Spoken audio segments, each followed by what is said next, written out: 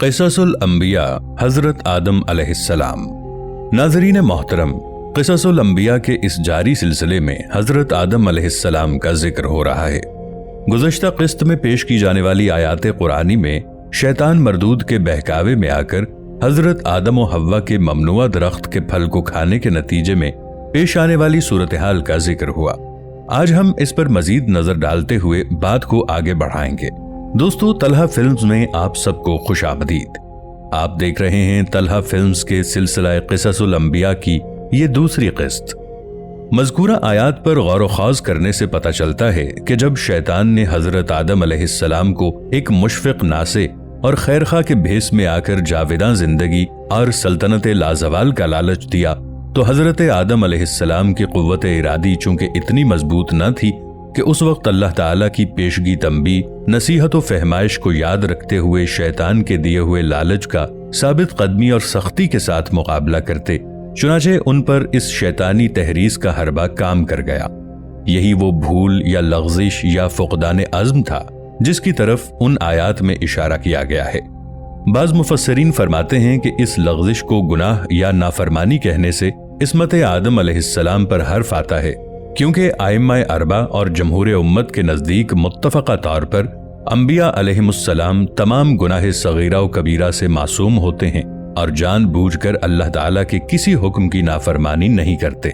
अलबत्ता ज़ाती अमाल व अफ़आल या इज्तिहादी राय में उनसे सहव निस्यान का सुदूर मुमकिन है, मगर ऐसे उमूर जिनका ताल्लुक तबलीग व तालीम व तशरीह से हो, उन उमूर में सहव नस्यान क़तअन नामुमकिन है। खुद कुरान करीम ने सूरह बकरा में इसे एक मामूली सी लग़ज़िश कहा है। व अज़ल्लहुमुश शैतान, यानी शैतान ने उन दोनों से लग़ज़िश करा दी। ज्यादा मोहतात तर्जमा इस आयत का यूं किया गया है कि शैतान ने उन दोनों को इस दरख्त की तरगीब देकर हमारे हुक्म की पैरवी से हटा दिया। सूरह आराफ और सूरह तौहा में इसे शैतानी वसवसा और शैतानी फितने से ताबीर किया गया है। इरशाद होता है, फवस्वस लहुमुश शैतान, यानी शैतान ने उनको फिसला दिया या बहका दिया। मज़कूरा कलिमात हज़रत आदम अलैहिस्सलाम को हर किस्म के इरादी और अमदी गुनाह से पाको साफ जाहिर करके उनकी इस्मत के मसले को ज्यादा महकम और मजबूत बनाते हैं, जैसा कि बहरुल माहिद और तफसीर जलालैन वगैरह में मज़कूर है। इससे मुराद ये है कि हमने इकरार लिया था या वसीयत की थी या ताकीद की, हुक्म दिया था। इससे मुराद यही है कि हज़रत आदम अलैहिस्सलाम को जो ऐश जन्नत में हासिल था वो ना रहा और जिंदगी तल्ख हो गई। तौबा के लिए हज़रत आदम अलैहिस्सलाम को जिन कलिमात की तलकीन की गई थी, इस सिलसिले में मुफस्सरीन और सहाबा रज़ियल्लाहु अन्हुम से कई रिवायात मनक़ूल हैं। मशहूर कौल हज़रत इब्ने अब्बास रज़ियल्लाहु ताला अन्हु का है कि वो कलिमात वही हैं जो कुरान मजीद में दूसरी जगह मनक़ूल हैं, यानी रब्बना ज़लमना अनफुसना व इल्लम तग़फिर लना व तरहमना लनकूनन्ना मिनल खासिरीन, कि ए हमारे रब, हम अपनी जानों पर जुल्म कर बैठे हैं, अगर तूने हमें मुआफ़ ना किया और हम पर रहम ना फरमाया तो हम ज़रूर खसारा पाने वालों में शामिल हो जाएंगे। किताब दुर्र मंसूर वगैरह में हज़रत आदम अलैहिस्सलाम का नबी करीम सल्लल्लाहु अलैहि वसल्लम के वसीले से दुआ करना भी मज़कूर है, लेकिन इस ज़िम्न में उलमा के माबैन शदीद इख्तलाफ पाया जाता है। सूरह बकरा में इरशाद रब्बानी है, और याद करो जिस वक्त इरशाद फरमाया आपके रब ने फरिश्तों से कि मैं बिलाशुबा ज़मीन में इंसान को खलीफा बनाने वाला हूँ। फरिश्ते कहने लगे, क्या आप पैदा करेंगे ज़मीन में ऐसे लोगों को जो फसाद और खूनरेज़ियाँ करेंगे, और हम बराबर तस्बीह करते रहते हैं, तेरी हम्द की और तक़दीस करते रहते हैं। हक़ ताला ने फरमाया कि मैं जानता हूँ उस बात को जिसको तुम नहीं जानते। आदम अलैहिस्सलाम ने तौबा की और अल्लाह ने कबूल कर ली। इससे आदम अलैहिस्सलाम अपनी नाफरमानी पर अजाब के मुस्तहिक न रहे। गुनहगारी का जो दाग उनके दामन पर लग गया था वो धो डाला गया। जमीन उनके लिए दारुल अजाब न थी, वो यहाँ सजा के तौर पर नहीं उतारे गए, बल्कि उन्हें जमीन की खिलाफत ही के लिए पैदा किया गया था। जन्नत उनकी असल जाए क़याम न थी, वहां से निकलने का हुक्म उनकी सजा की हैसियत न रखता था। असल तजवीज़ तो उनको जमीन ही पर उतारने की थी, अलबत्ता इससे पहले उनको इस इम्तिहान की गरज से जन्नत में रखा गया था। زمین پر اللہ تعالیٰ نے ان کی اولاد کو عزت و کرامت سے سرفراز فرمایا، بحر و بر میں ان کی نقل و حرکت کے لیے سواریاں مہیا کیں اور ان کے لیے پاکیزہ کھانوں کا انتظام فرمایا اور اپنی بہت سی مخلوقات پر برتری عطا فرمائی۔ اور اللہ تعالیٰ نے بنی آدم کو عزت و تکریم کا تاج پہناتے ہوئے آسمان و زمین میں جو بھی کچھ ہے سب اس کے لیے مسخر کر دیا، جس کا ذکر اللہ تعالیٰ نے سورہ لقمان میں کچھ اس طرح فرمایا ہے: کیا تم دیکھتے نہیں کہ اللہ تعالیٰ نے زمین و آسمان کی ہر چیز تمہارے لیے مسخر کر رکھی ہے اور تمہیں اپنی ظاہری و باطنی نعمتیں بھرپور دے رکھی ہیں۔ اللہ تبارک و تعالیٰ نے انسان کو عقل دے کر عزت و تکریم اور امتیاز سے نوازا، جس عقل کے ساتھ وہ اپنے پروردگار اور خالق و رازق کو پہچانتا ہے اور اسی عقل سے اچھائی اور برائی میں تمیز کرتا ہے، اور جو اس کے نفع اور نقصان کی اشیاء ہیں ان میں امتیاز کرتا اور حلال و حرام کو پہچانتا ہے۔ اور پھر اللہ تعالیٰ نے انسان کو پیدا کر کے ایسے ہی نہیں چھوڑ دیا کہ وہ کسی منہج اور طریقے اور بغیر کسی لاہ عمل کے اپنی زندگی گزارے، بلکہ اللہ تعالیٰ نے اسے پیدا فرمایا تو اس کی بھلائی اور صراط مستقیم کی ہدایت کے لیے کتابیں نازل فرمائیں اور انبیاء اور رسل مبعوث فرمائے۔ سورہ بقرہ میں اللہ تعالیٰ کا فرمان ہے: دراصل لوگ ایک ہی جماعت تھے، اللہ تعالیٰ نے نبیوں کو خوشخبریاں دینے اور ڈرانے والا بنا کر بھیجا اور ان کے ساتھ سچی کتابیں نازل فرمائیں تاکہ لوگوں کے ہر اختلافی امر کا فیصلہ ہو جائے۔ محترم ناظرین، حضرت آدم علیہ السلام دنیا کے پہلے انسان بھی ہیں اور پیغمبر بھی۔ جب اللہ نے انسانوں کو دنیا میں بھیجنے کا ارادہ کیا تو اس سے قبل چند اہم اقدامات کیے۔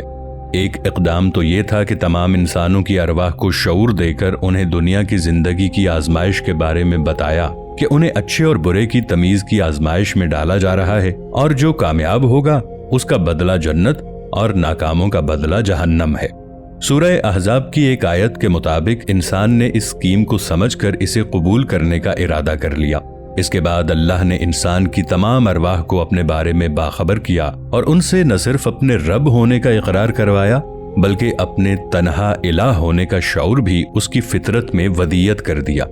اس سے اگلا مرحلہ وہ ہے جس کا اوپر کی آیات میں ذکر ہے، یعنی اللہ نے اپنا یہ منصوبہ فرشتوں اور جنات کے سامنے رکھا، کیونکہ یہ دونوں ذی شعور اور صاحب ارادہ مخلوقات تھیں اور ان کا انٹریکشن انسان سے ہونا تھا۔ جب اللہ نے فرشتوں اور جنات کے سامنے یہ منصوبہ رکھا کہ ایک ذی شعور صاحب اختیار ہستی کو دنیا میں بھیجا جانے والا ہے، تو فرشتوں کو صاف نظر آ گیا کہ انسان اپنے اختیار کا غلط استعمال کرے گا، جس کے نتیجے میں خون خرابہ بھی ہوگا۔ چنانچہ انہوں نے اپنا اشکال سامنے رکھ دیا، لیکن اللہ نے اسے اس طرح دور کیا کہ حضرت آدم علیہ السلام کو ان ہستیوں کے نام یاد کروا دیے جنہوں نے آگے جا کر پیغمبر، ولی، صدیق، شہداء اور صالحین بننا تھا۔ پھر حضرت آدم علیہ السلام کو حکم دیا کہ تم فرشتوں کو ان پاکیزہ و مقرب ہستیوں کے نام بتا دو۔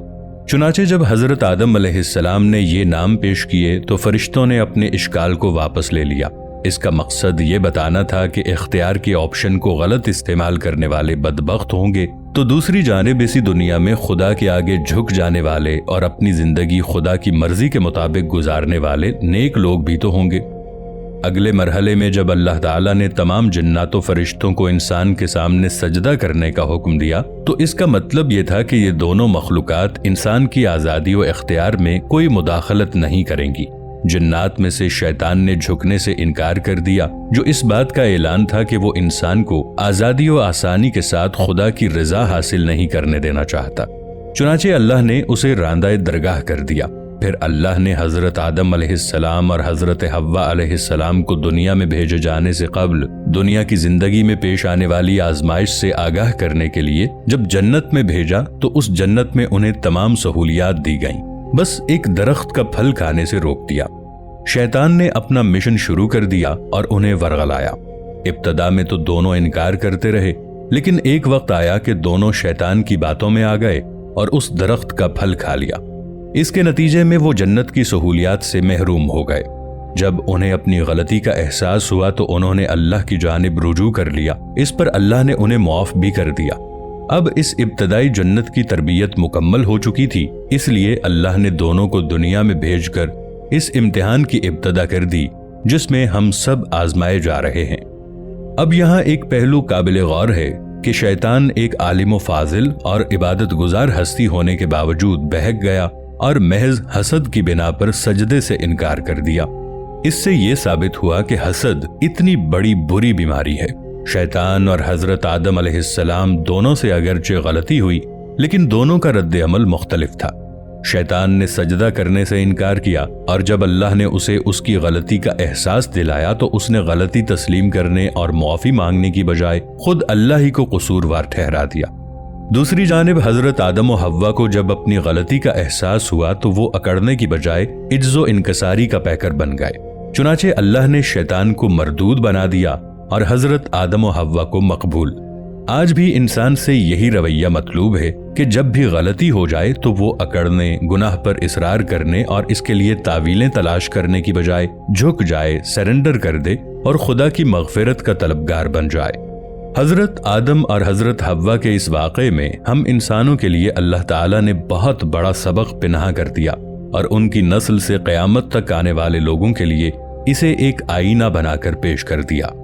ناظرین گرامی، اس عبرت اثر واقعے سے وابستہ مزید احوال ہم آئندہ ویڈیو میں پیش کریں گے۔ ان دلچسپ واقعات سے لمحہ بلمحہ آگاہ رہنے کے لیے ہمارے اس چینل کو سبسکرائب کرتے ہوئے بیل آئیکن کو دبا دیں تاکہ ہماری آنے والی ویڈیوز بھی اسی تسلسل سے آپ تک پہنچتی رہیں۔